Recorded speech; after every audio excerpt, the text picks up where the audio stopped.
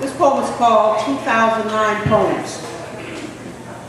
It's nice to know that she doesn't know that these poems know you really love me, even though you know I really don't give a fuck.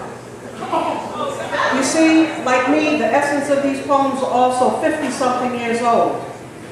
They only revolve around what I tell them to, and although they practice safe yet unrehearsed intimacy, these poems still possess the ability to dance soft but succulent sort of dance and sing a song they don't even have to know the words to. Because they, like me, have earned the right to improvise merely because we know what we want to hear ourselves say. And it feels good. And while these poems still bleed monthly, they are not as ridiculous and distant to touch as before. In fact, they go outside without permission and speak right up whether spoken to or not. These poems, like me, are 50-something years old, and they now forewarn me of the bastard in your character and the son of a bitch in your smile. I'm not bitter, I'm just better. Don't get it twisted. At 50-something, these poems scream and shout and have the audacity to hit high notes off key, bark and purr,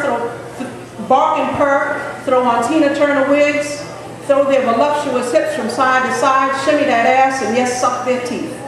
At 50-something, these poems are no longer afraid of the loud silence, and they read in between the lines, embrace, straddle, whisper, and weave Bajan, soft-spun, rum-flavored daydreams, and quite simply, these poems keep me warm when you won't. Thank you.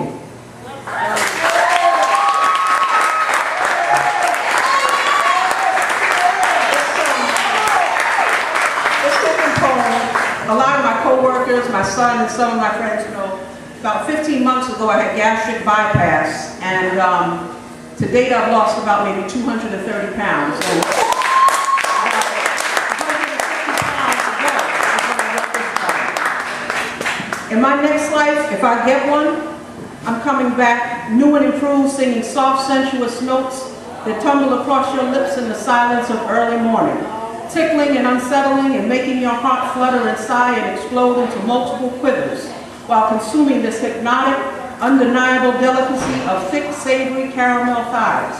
In my next life, if I get one, thoughts will no longer stutter, and like verbal percussion, they will say what they mean, embrace the beat, and find exactly what they're looking for without a map, and undoubtedly engage into something I thought only happened in dreams. I'm talking about a brother's brown shoulders, moist-full lips that can suck me inside out of crispy sheets, intertwined bodies and sweet brown flesh, salt and sweat quenching my thirst, and your smile hugging, licking, welcoming the visit, contemplating the stay, and finally playing an adult game where the rules have finally been read.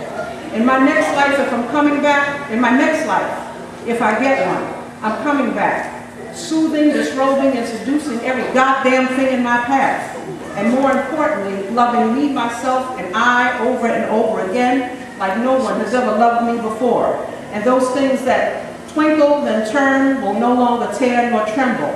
Those things will finally trust. Thank you.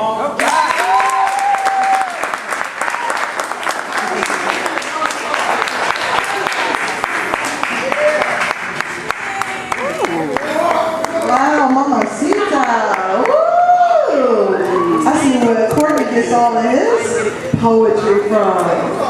That was all right, y'all. Let's give it up for Wendy Perry.